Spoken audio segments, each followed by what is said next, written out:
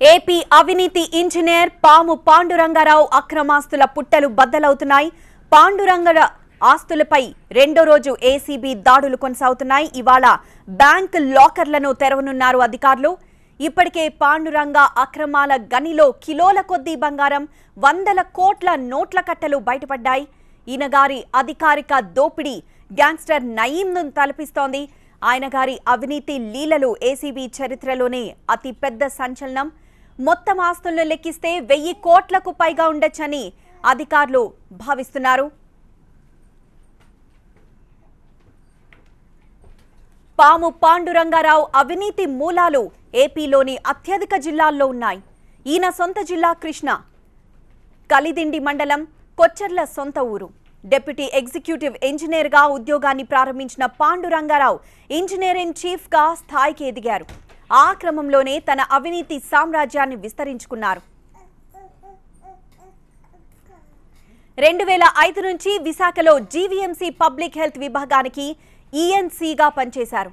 ఆ తర్వాత 2011 నుంచి రాష్ట్ర పబ్లిక్ హెల్త్ విభాగానికి ఇంజనీర్ ఇన్ చీఫ్గా వ్యవహరిస్తున్నారు.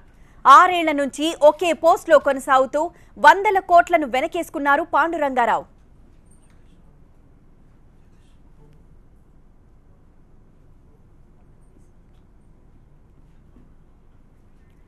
విశాఖలో పనిచేస్తున్న సమయంలోనే చాలా మందితో వ్యాపార భాగస్వామ్యాన్ని ప్రారంభించారు.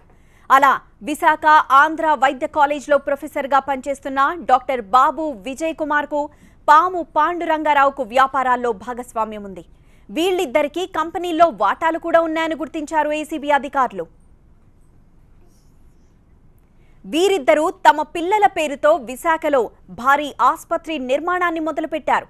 విశాఖ హెల్త్ సిటీలో దాదాపు 3000 చదరపు మీటర్ల విస్తీర్ణంలో దీన్ని కడుతున్నారు. పాము సునీల్, సుధీర్, నల్లి సౌమ్య, రమ్య డైరెక్టర్లుగా అశ్విని ఆసుపత్రిని నిర్మిస్తున్నారు. డాక్టర్ విజయ్ కుమార్ ఇళ్లలోనూ ఏసీబీ సోదాలు జరిగాయి. 5 చోట్ల తనిఖీలు చేశారు అధికారులు. మాధవధారలో డాక్టర్ విజయ్ కుమార్ ఇంటి నుంచి 2 కిలోల బంగారం, డాక్యుమెంట్లు స్వాధీనం చేసుకున్నారు. మరోవైపు తన 2 కొడుకులకి కూడా అవినీతి సొమ్ములో వాటా ఇచ్చారు పాండురంగారావు. అక్రమంగా సంపాదించిన డబ్బుతో పెద్ద ఎత్తున సోలార్ పవర్ కంపెనీ పెట్టాలన్న ప్రయత్నంలో ఉన్నారు. ఈ క్రమంలోనే వీరిపై ఏసీబీ అధికారులు ఫోకస్ పెట్టారు. 3 నెలల నుంచి నిఘా పెట్టి పక్కాగా పట్టుకున్నారు అధికారులు. ఇవాళ కూడా పాండురంగ ఆస్తులపై ఏసీబీ దాడులు కొనసాగుతున్నాయి. మరింత సమాచారం మా ప్రతినిధి అశోక్ అందిస్తారు. అశోక్,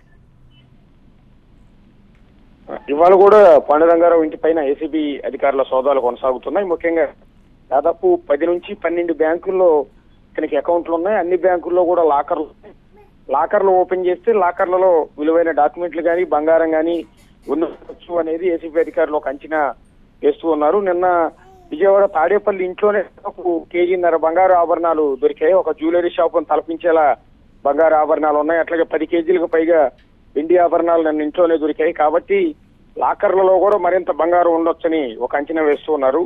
నిన్నటి వరకు ఏసీబీ అధికారులు వేసిన లెక్కల ప్రకారం అతని ఆస్తుల విలువ దాదాపు 6 జిల్లాల్లో కలిపి 1200 కోట్లకు పైగా ఉండొచ్చని ఒక అంచనా అయితే వేశారు. ఇది మరింత పెరిగే అవకాశం ఉంటుంది. ఇతర కేవలం విజయ్ కుమార్ తోనే కాకుండా మరికొంతమందితో కూడా ఇతర పార్ట్నర్షిప్ ఉండొచ్చు అనే అంచనా వేస్తూ ఉన్నారు.